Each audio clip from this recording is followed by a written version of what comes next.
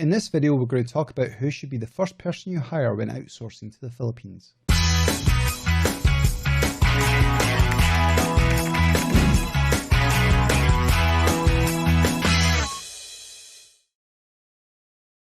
So when you start looking at all the different people that you can hire from the Philippines, you start to get overwhelmed with all the choice, all the ideas running through your head of what you could do.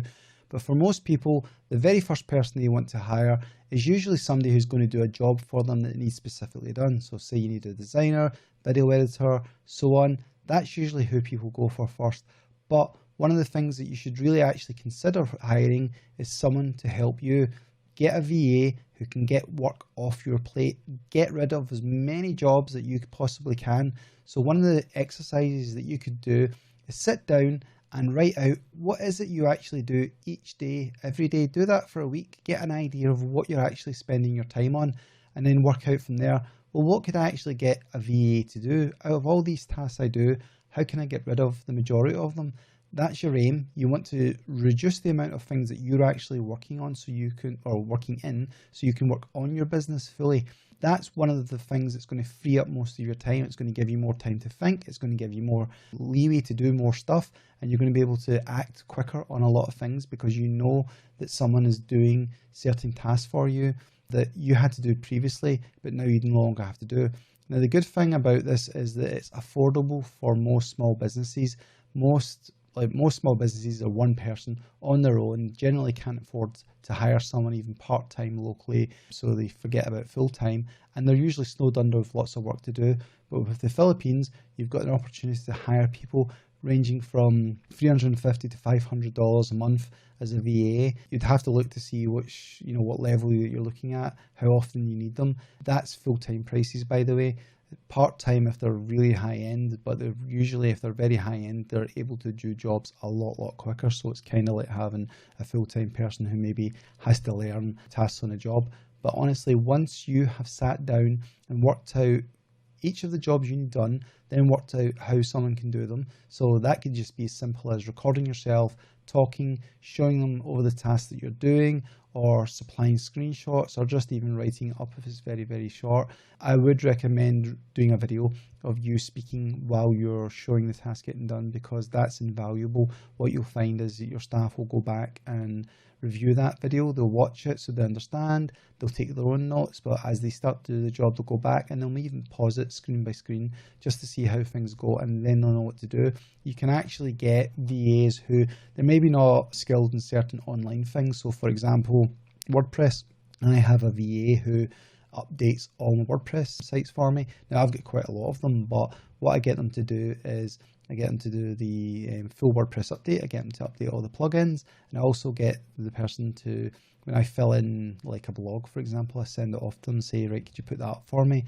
Now, each of those tasks, very straightforward in how to actually do.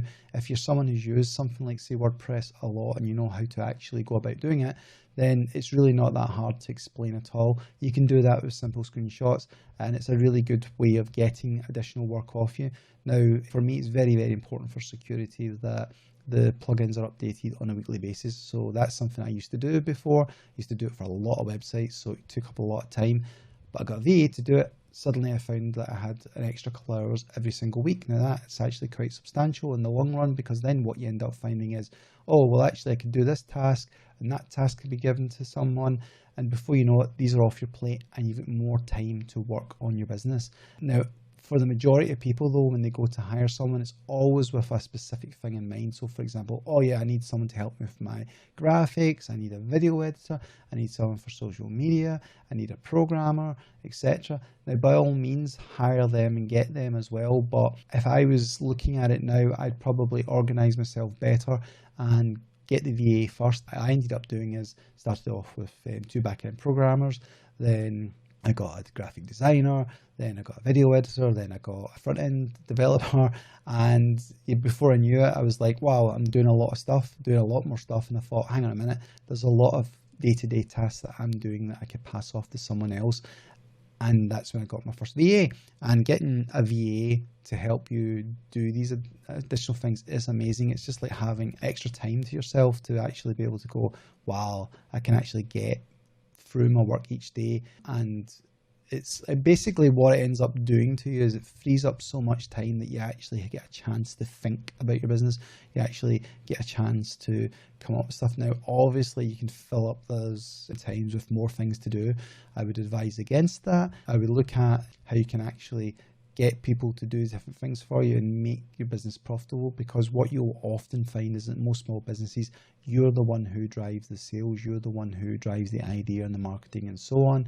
And yes, you can get people to help you with sales, yes, you can get people to help you with marketing, but I tend to find that people want to speak to the person who owns the business when they're wanting to place sales and so on. So you can still front that, you can still do that, and then pass off all the extra admin work and all the other stuff to your VA to do for you. So when looking at staff to hire, it obviously depends on which way you're going. If you can't generally afford it to begin with, so to say have a VA and then have a specific role filled, yes, go for the specific role, but once you start to make some money from it, look at getting someone to help you. That's the only way forward in any business as far as I can see, because one person can only do one person amount of stuff, but two people can do a lot more, and so on and so on. And this is one of the best routes to go about getting it. It doesn't take that long to work out what you actually do, and then to sit down and work out what you can give away, which by the way is going to be the majority of the stuff that you do. Sure, you're going to have some things that you're like, oh no, I really want to do that myself, or I have to do that myself, or for example, they just can't physically do, like for example, visiting clients. Not that anyone's doing that these days just now, but if you get those things narrowed down and work out what you can actually give to a VA, you're going to free up a lot of your time. So definitely consider that first before you go and hire someone for a specific job. But if you do have to hire someone for a specific job first, once you're starting to earn enough money, definitely look at getting a VA, especially a full-time VA who'll do different stuff for you. Before you know it, they'll be posting on your social media for you, which is something I get done a lot with Twitter, Facebook and so on. My VA posts on my behalf, which is absolutely brilliant. So yeah, that's one thing to consider. Anyway, if you like this video, give it a like, subscribe. If you get any questions about it, ask them in the chat. If you know anybody who'd be interested in this kind of thing, send them the video. And yeah, I'll see you in the next video. Bye.